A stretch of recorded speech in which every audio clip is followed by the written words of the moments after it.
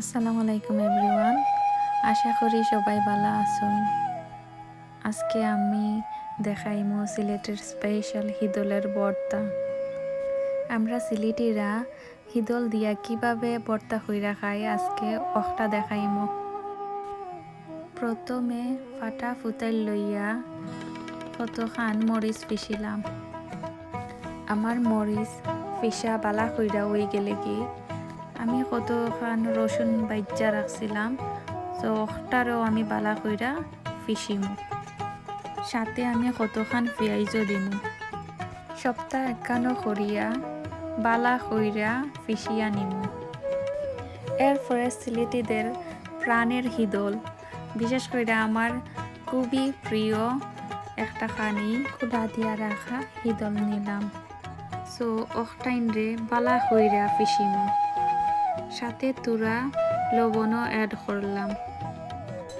এরপরে সপ্তাহে অমলাখান ফিসিমু, যাতে হিদলের একটা কাটাও না থাকে।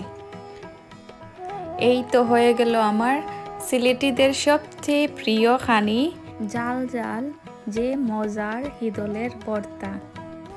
এখন আমি দেখাইলাম যে সময় আমার ফিসা ফিসি বালা লাগে না, তখন আমি অমলাখান ভর্তা বানাইয়া খাই। আমি একটা প্লেটও কতখান পেঁয়াজ রসুন ফুলিয়া নিলাম এবং সাথে হলুদ মরিচ ধনিয়া এবং তুরা লবণ নিলাম। পাশাপাশি আমি কতখান হিদল দইয়া রাখলাম। এখন একটা প্যানও তেল দিলাম। তেল গরম হয়ে গেলে রসুনটা ছাড়িয়া দিলাম। এখন রসুন গুন্তারে একটু নাইরা সাইরা হালকা একটু ব্রাউন কালার করিয়া নিব। রসুনগুলা ব্রাউন হওয়ার বাদে আমি পেঁয়াজ গুন ছাড়িয়া দিব।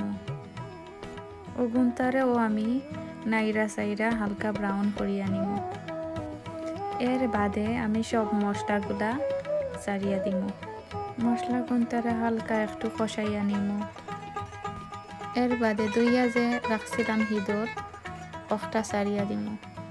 এরপরে একটু পানি দিয়া পালা কইরা নাইরা বাইঙ্গা মিক্স কইরা হয়ে গেল ফিসা ফিসি ছাড়া আর একটা হিদলের ভর্তা। আমার ভিডিও ভালো পাইয়া থাকলে সাবস্ক্রাইব মাই চ্যানেল প্লিজ।